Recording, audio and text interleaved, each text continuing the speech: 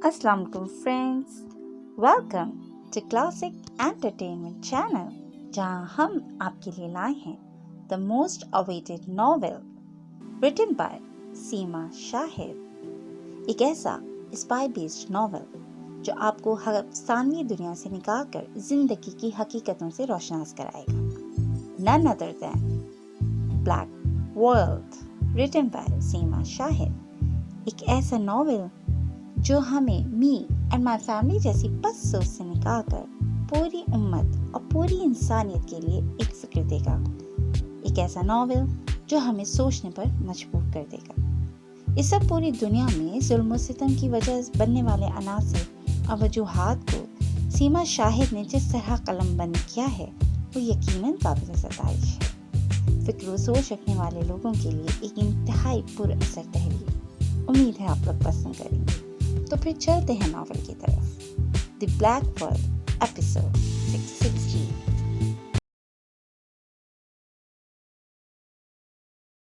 सीहोर सिंध, पाकिस्तान 2016।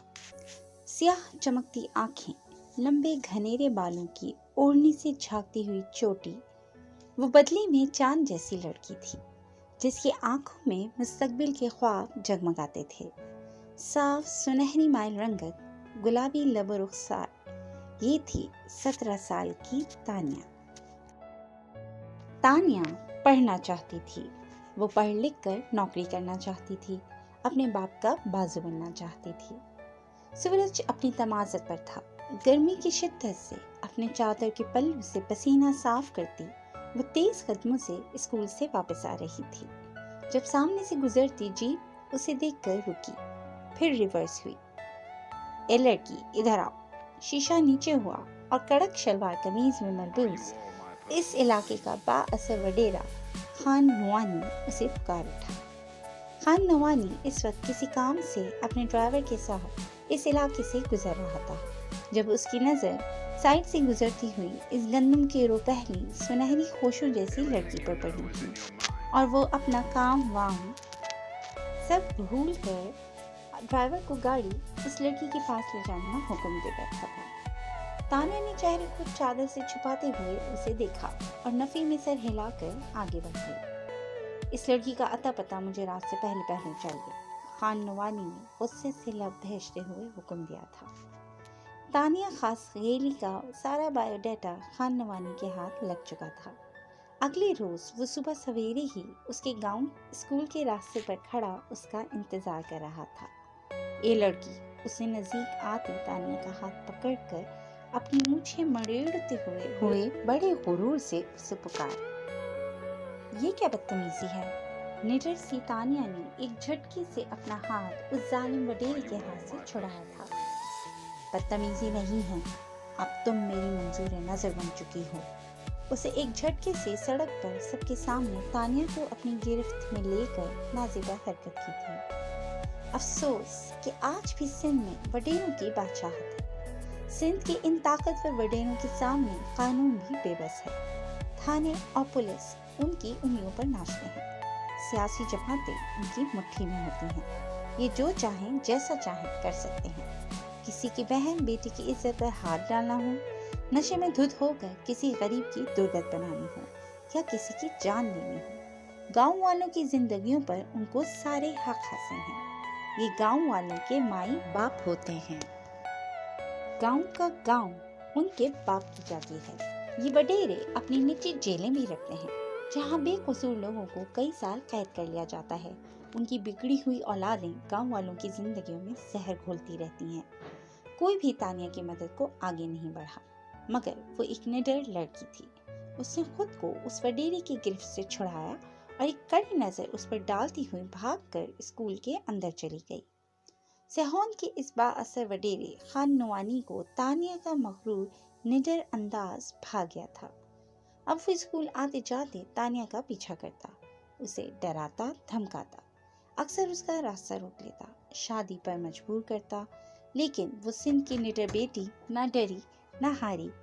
2 साल तक वडेरा उसका सफर आजमाता रहा। स्कूल आना जाना, घर से निकलना मुश्किल बना दिया। वडेरे के गुंडे मोटरसाइकिल पर तानिया का पीछा करते, آوازیں کستے، اسے دھمکاتے، لیکن سیہون کی بہادر تانیہ نہ ڈری نہ جھکی، ڈٹی رہی، وڈیرے کے سامنے ہار نہ مانی، اسکول جاتی رہی، تعلیم جاری رکھی، میٹرک کر لیا۔ ماں کو بھی قسم دی کہ وڈیرے سے شادی پر زور نہ دیں، وہ ایسا نہیں کرے گی۔ پھر ایک دن وڈیرے نے ساری حدیں پار کر دی۔ دن دہاڑے تانیہ خاسخیلی کے گھر میں گھس گیا، بندوق تان لی، بولا شادی کر لو ورنہ جان سے مار دوں گا۔ تانیہ پھر بھی نہ ڈری، بے خوف ہو کر وڈیرے کے منہ پر کھڑے ہو کر انکار کر دیا۔ سندھ کی بیٹی نے وڈیرے کا غرور خاک میں ملا دیا تھا۔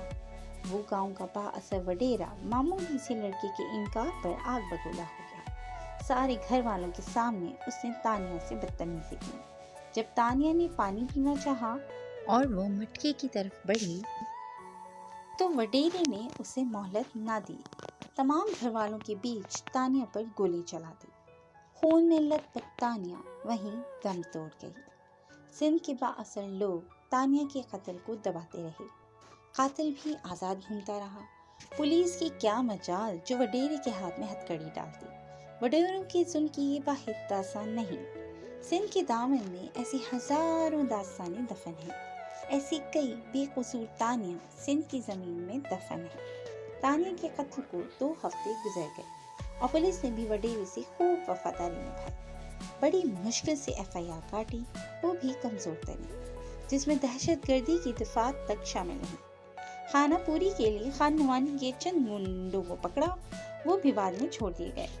تانیہ کے گھر والوں کو سنگین نتائج کی دھمکیاں دی جا رہی تھیں، کیس واپس لینے پر اصرار کیا جا رہا تھا۔ معاملہ میڈیا پر آیا تو وزیر اعلیٰ سندھ بھی لڑکی کے گھر گئے، ماں باپ کو دلاسے دیے، قاتل کو کیفر کردار تک پہنچانے کا وعدہ کیا۔ پھر chief justice Sindh high court نے تانیہ خاسخیلی قتل کا نوٹس لے لیا۔ DIG SSP جام شورو اور تفتیشی افسر کو رپورٹ سمیت طلب کر لیا۔ تب جا کر کہیں پولیس نے پھرتی دکھائی، چھاپے اور گرفتاریوں کا سلسلہ شروع ہوا۔ خان نوانی کو بلوچستان سے گرفتار کیا گیا۔ اب دیکھنا یہ تھا کہ سندھ کی بیٹی تانیہ خاسخیلی کو انصاف ملے گا یا یہ کیس بھی ماضی کے دیگر کیسز کی طرح سندھ کے بااثر لوگ دبا دیں گے، اور آج تک کچھ نہیں ہوا۔ فروری 2019 انڈیا میں اس وقت انتخابی مہم اپنے زوروں پر تھی۔ نریندر مودی کسی بھی قیمت پر اپنا اقتدار برقرار رکھنا چاہتا تھا، لیکن اس کے گزشتہ دور حکومت میں اقتصادی بدحالی اور ملک میں امن عام کی بگڑتی صورتحال کے پیش نظر بھارتیہ جنتا پارٹی BJP کی مقبولیت میں ہر درجہ کمی آئی تھی، اور صاف نظر آ رہا تھا کہ پارلیمانی انتخابات میں یہ پارٹی دوبارہ اقتدار میں نہیں آ سکے گی۔ رات کے اس خفیہ مقام پر ایک مشہور TV چینل کا مالک اور اینکر ارمان گوسوامی، خفیہ ادارے کا گپتا اور خود نریندر مودی موجود تھے۔ اس وقت آپ یہ الیکشن صرف جنتا کی ہمدردی حاصل کر کے ہی جیت سکتے ہیں، ارمان گوسوامی نے سنجیدگی سے کہا۔ سرکار بنانی ہے تو کچھ بڑا کرنا ہوگا۔ داس گپتا نے بھی رائے دی۔ رات گئے یہ میٹنگ برخاست ہوئی، مگر پلان بن چکا تھا۔ 14 فروری 2019 نریندر مودی نے گو اہیڈ دے دی ہے۔ ٹھیک 20 منٹ بعد ہمارے 40 فوجی بسوں میں کشمیر پہنچیں گے اور وہی خودکش حملہ ہوگا، جس کا سارا الزام پاکستان اور ISI پر ڈالنا ہے۔ ارمان، رپورٹنگ کے لیے تیار رہو، یہ اس صدی کا سب سے بڑا دھماکہ ہوگا۔ تمہیں ایسی رپورٹنگ کرنی ہے کہ جنگی ماحول بن جائے۔ داس گپتا کا میسج دیکھ کر اس مشہور TV اینکر کے چہرے پر ایک کمینی سی مسکراہٹ ابھری۔ وقت تیزی سے گزر رہا تھا، اوپر سے آرڈرز آ چکے تھے، ساری سیکیورٹی چیک پوسٹ خالی کروا لی گئی تھیں۔ راہ نے پہلے ہی ایک کشمیری جوان کا بندوبست کیا ہوا تھا، جسے سگنل ملنے پر بارود سے بھری گاڑی فوجیوں کے بھرے ٹرک سے ٹکرانی تھی۔ بسوں پر مشتمل اس فوجی قافلے میں نیم فوجی دستوں کو جموں کشمیر 78 میں تعینات کیا جانا تھا۔ اس شاہراہ پر 24 گھنٹوں فوجی پہرا رہتا ہے، اور فوجی قافلے کی نقل و حرکت کے درمیان سول ٹریفک کو روک دیا جاتا ہے، یعنی مکھی کو بھی اس وقت اس شاہراہ پر اڑنے کی اجازت نہیں ہوتی۔ سوچنے کی بات ہے کہ اتنی سیکیورٹی کے باوجود جہاں ایک چڑیا بھی پر نہ مار سکے، اس میں ایک بارود سے بھری گاڑی آ کر فوجی قافلے سے ٹکرا جاتی ہے۔ 40 بھارتی فوجی ہلاک ہو جاتے ہیں۔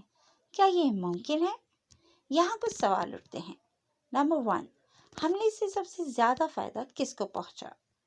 جواب، مودی کو۔ وہ الیکشن میں کامیاب ہی اسی حادثے پر ہمدردیاں بٹور کر اور ہندوستان کی عوام کو الو بنا کر کہ وہ پاکستان میں بالا کوٹ پر بدلہ لینے کے لیے حملہ کر رہا ہے ہوا۔ نمبر 2، حملے کی تفصیل سے نتائج کیا نکلے ہیں؟ جواب، کچھ نہیں۔ نمبر 3، اس راستے میں بہت سے سیکیورٹی چیک پوسٹ تھے، حملے والے دن وہ سب کیوں ہٹا دیے گئے تھے؟ کس کے حکم پر ہٹائے گئے؟ جواب، کچھ نہیں پتا۔ بھارت نے فوری طور پر اس حملے کا الزام پاکستان کی سر تھوپ دیا اور 2 ہفتوں کے اندر پاکستان پر اٹیک کیا۔ اس اٹیک میں بھارت کو ایسی منہ کی کھانا پڑی کہ آج تک ہزیمت کا سامنا کرنا پڑ رہا ہے، جبکہ پاکستان نے پلوامہ اٹیک پر افسوس کا اظہار کرتے ہوئے تحقیقات میں تعاون کی یقین دہانی کرائی تھی۔ لیکن جب بھارت تحقیقات کرنے کے بجائے جنگ کی طرف جانے لگا تو پاکستان بھی اپنا دفاع کرنے کے لیے تیار ہو گیا تھا، اور وزیر اعظم عمران خان نے کہا تھا کہ ہم ہر قسم کی جارحیت کا منہ توڑ جواب دینے کے لیے تیار ہیں۔ تاہم بعد ازاں پاکستانی حکومت نے ثبوت کے ساتھ اس اٹیک کو فالس فلیگ آپریشن ڈکلیئر کیا تھا کہ بھارت نے پاکستان پر حملہ کرنے کے لیے من گھڑت حملہ کیا، جو کہ دہشت گردوں نے نہیں بلکہ بھارت نے خود ہی اپنے جوان افسروں کو مار ڈالا تھا۔ اس جھوٹے فالس فلیگ آپریشن کے حوالے سے کئی حقائق سامنے آ چکے ہیں، مگر حال ہی میں بھارتی آرمی کے جوانوں کی ویڈیو وائرل ہو چکی ہے، جن میں سے ایک جوان خوب زور و شور سے اس حملے کا الزام موجودہ بھارتی حکومت کے سر تھوپ رہا ہے۔ نوجوان نے اپنا نام چترویدی بتایا ہے۔ اس کا کہنا ہے کہ پلوامہ حملہ بھارت حکومت نے کرایا کیونکہ اس راستے میں بہت ساری چیک پوسٹ تھے، مگر اچانک سے وہ ساری چیک پوسٹ ہٹا دی گئی تھیں۔ اس بات کی جانچ کرائی جائے کہ چیک پوسٹ کیوں ہٹائے گئے تھے، چیک پوسٹ ہٹانے کا آرڈر کس نے دیا تھا اور کیوں دیا تھا۔ بھارتی فوج کے اس نوجوان نے کہا کہ جب ہر حوالے سے تحقیق ہو رہی ہے تو اس حوالے سے کیوں نہیں کہ چیک پوسٹ ہٹانے کا آرڈر کس شخص نے دیا تھا۔ بھارتی فوجی وردی میں ملبوس شخص نے مودی سرکار اور ارنب گوسوامی کا نام لیتے ہوئے ان پر الزام عائد کیا کہ یہ اٹیک دہشت گردوں نے نہیں بلکہ مودی سرکار کی سرپرستی میں ہوا۔ حکومت نے وہ چیک پوسٹ ہٹائے اور باقاعدہ منصوبہ بندی کے تحت یہ حملہ کرایا گیا۔ بھارت نے اس حملے کا الزام شدت پسند تنظیم جیش محمد پر لگایا تھا، اور حملے کے کچھ روز بعد اس نے پاکستان کے بالا کوٹ علاقے میں جیش محمد کے مبینہ تربیتی کیمپوں پر فضائی حملہ کر کے درجنوں شدت پسندوں کو ہلاک کرنے کا دعویٰ کیا تھا۔ پاکستان نے بھارت کے ان دعووں کی تردید کی تھی اور کہا تھا کہ بھارتی فضائیہ کے چند جہاز جلد بازی میں کچھ دھماکہ خیز مواد جنگلی علاقوں میں گرا کر فرار ہو گئے۔ پاکستان نے اسے فضائی حدود کی خلاف ورزی قرار دیتے ہوئے جوابی کارروائی کی تھی اور فضائی حملوں میں بعض بھارتی مقامات میں نشانہ بنایا تھا۔ اس کے رد عمل میں جب بھارت نے پاکستانی فضائیہ کا تعاقب کیا تو پاکستان نے اس کے جنگی کو اپنی سرزمین پر مار گرایا تھا اور اس کے ایک پائلٹ ابھینندن کو گرفتار کر لیا تھا، جنہیں بعد میں خیر سگالی کے جذبات کے طور پر رہا کر دیا گیا تھا۔ بھارتی حکومت نے آج تک پلوامہ حملے کی تفتیش سے کیا نتیجہ نکالا، کسی کو کچھ نہیں پتا۔ اس حملے کے پیچھے بھارتی جاسوس تنظیم را ہے اور یہ ایک تلخ حقیقت ہے۔ اگر بھارت اس طرح ظلم کرے گا تو بہت سارے کشمیری نوجوان ایسی ذلت کی زندگی سے عزت کی موت کو ترجیح دیں گے۔ بھارت کی خفیہ ایجنسی نے ایسے ہی کسی کشمیری نوجوان کو اس کام کے لیے استعمال کیا تاکہ پاکستان کو دہشت گرد ریاست قرار دیا جائے اور اس میں ہونے والی اربوں ڈالرز کی سرمایہ کاری کو روکا جائے، اسے سفارتی طور پر تنہا کیا جائے، اس حملے کو جواز بنا کر کشمیری عوام کو کچلا جائے، کشمیر میں ہونے والی انسانی حقوق کی خلاف ورزیوں اور ظلم و ستم کو دہشت گردی کے خلاف جنگ قرار دیا جائے اور فاٹا میں گڑبڑ کر کے پاکستان کی توجہ افغان عمل سے ہٹائی جائے۔ پلوامہ حملہ ایک افسوسناک واقعہ تھا، مگر جب یہ حقیقت آشنا ہوئی کہ یہ اٹیک مجاہدین نے نہیں بلکہ بھارتی حکومت کا منصوبہ تھا تو یہ افسوس اور بھی بڑھ گیا کہ پاکستان کے ساتھ جنگ کرنے کی خاطر مودی سرکار نے اپنے ہی بے گناہ لوگوں کو موت کی گھاٹ اتار دیا۔ جی فرینڈز، آج کے لیے بس اتنا ہی۔ کیسا لگا آپ کو بیک ورڈ کی ایپیسوڈ؟ ہمیں اپنے کمنٹ سیکشن میں ضرور بتائے گا۔ اگر آپ کو ہماری ویڈیو پسند آئے تو ہماری ویڈیو کو لائک اور ہمارے چینل کو سبسکرائب کرنا نہ بھولیں۔ اللہ حافظ۔